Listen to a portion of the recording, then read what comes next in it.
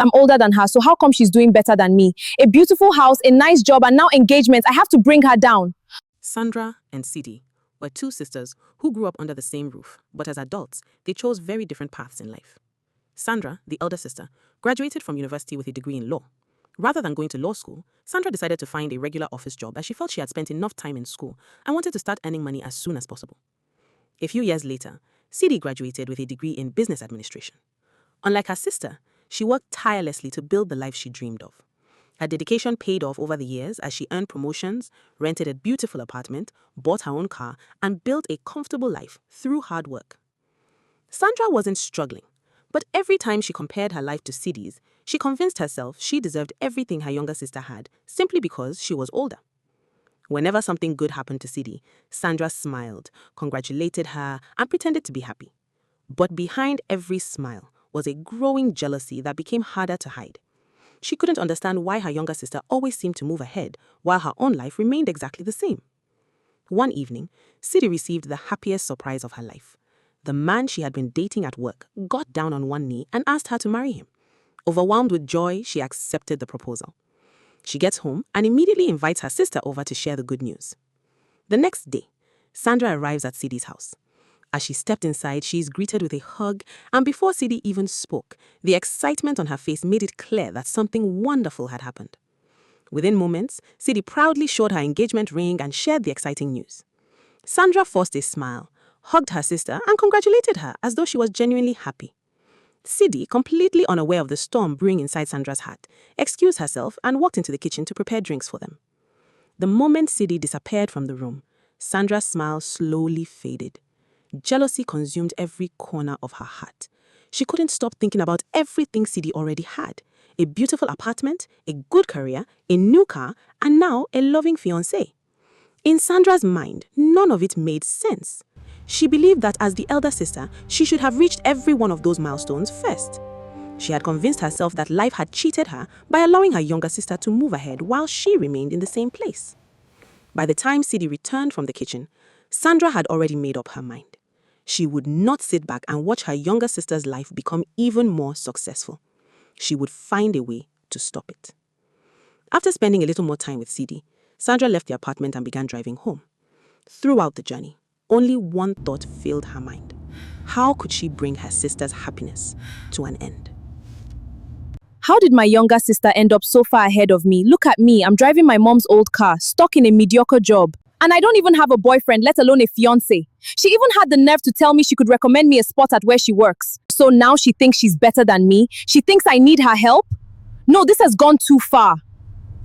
Finally, after much thought, Sandra decided on what she would do. Instead of driving home, she turned onto a lonely road that led far away from the city. The paved streets slowly disappeared, giving way to rough paths surrounded by thick trees and silence. With a nervous breath, Sandra stepped out of her car and walked toward the entrance of a village. After waiting for several minutes, she reached a small, isolated shrine hidden deep within the village. An elderly babalawo was already waiting inside, as though he knew she was coming. Sandra told the babalawo there was someone whose life she wanted to destroy. She claimed the person was deliberately standing in the way of her success and making sure she never moved forward in life. Convinced she was the victim, she begged him to help her put an end to it. The old man listened without interrupting. When she finished speaking, the babalawo reached beside him and picked up a brand new jar of body cream. He handed it to Sandra and gave her one simple instruction. The cream was to be placed where her sister would unknowingly use it. Then he warned her of one rule she could never forget. The first person with evil intentions who rubs this cream on their body will carry the curse. From that moment on, everything they build will begin to crumble before their eyes. The moment the intended person rubbed the cream on their body, their life would begin to fall apart before their eyes. She thanked the old man, carefully tucked it into her handbag, and walked out of the shrine, convinced that her younger sister's happy life was about to come to an end. On her way home, her phone suddenly rang. It was one of her closest friends. Her friend excitedly told her that she had arranged a dinner that evening because a man wanted to meet Sandra. According to her friend, he had heard good things about Sandra and was interested in getting to know her. Sandra could hardly contain her excitement. She had not even carried out her plan yet, but she immediately convinced herself that life was already beginning to favor her. In her mind, slowing down Sidi's progress meant her own life would finally begin moving forward. She happily agreed to the dinner and drove home. When she arrived at her apartment, she was already running late because of the faraway place she was coming from. In her hurry, she tossed her bag on the bed in a rush in order to get ready. A few minutes later, Rebecca arrived and came inside to wait while Sandra finished getting ready. Sandra sat near the front door, fastening her heels. Since Sandra was still fastening her shoes and was already running late, she asked Rebecca to help her get her cream from her room because her hands were dry after her shower. So she goes into the room to get the cream. Sandra scooped a generous amount of the cream into her hand and rubbed it over her skin without giving the container a second glance. Within minutes, the two friends left for the dinner. Sandra arrived at the restaurant feeling unusually confident. She believed this meeting could be the beginning of a new chapter in her life. Shortly after introducing himself, the man received an urgent phone call. His expression immediately changed. He apologized, explained that an unexpected family emergency had come up, and left the restaurant almost as quickly as he had arrived. Sandra sat there in complete disappointment. The evening she had imagined so differently ended before it had even begun. Trying to convince herself it was only bad luck, she drove home. Before she could get very far, her mother's old car began making strange noises. Moments later, it came to a complete stop in the middle of the road. No matter how many times she tried to restart the engine, it refused to move. Sandra immediately called a mechanic for help. After hearing where the car had broken down, he apologized and explained that it was too late for him to come out that night. He told her he would inspect the car first thing the next morning. With no other choice, Sandra locked the car where it had broken down and found another way to get home, hoping the problem wouldn't be too serious. Sandra tried to put the disappointing week behind her, believing things would soon improve.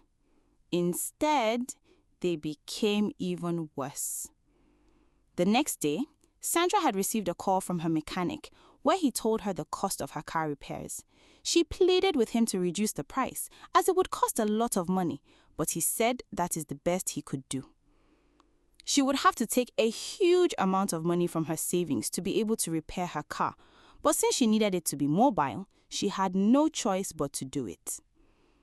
Because the car was being repaired, she couldn't leave the house, not even to work. A few days later, she was in her kitchen when she received a call from her landlord. He reminded her that her annual rent would soon be due, and he added that this time the rent had been increased.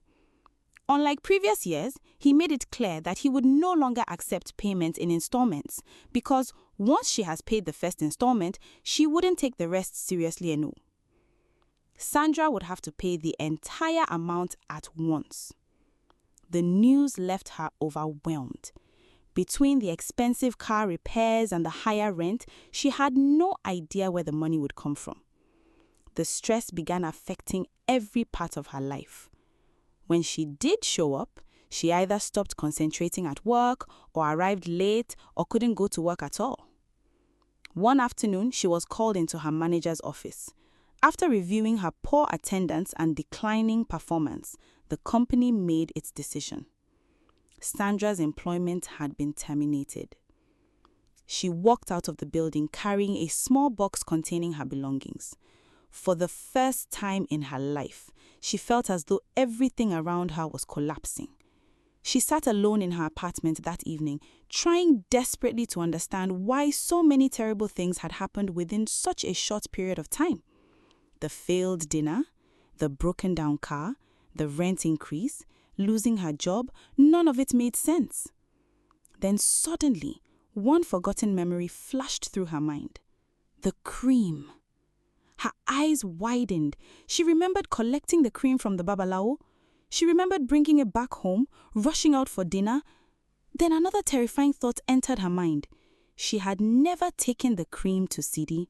But still, it made no sense. Just because she forgot to give the cream to Sidi, how did that mean the curse would follow her?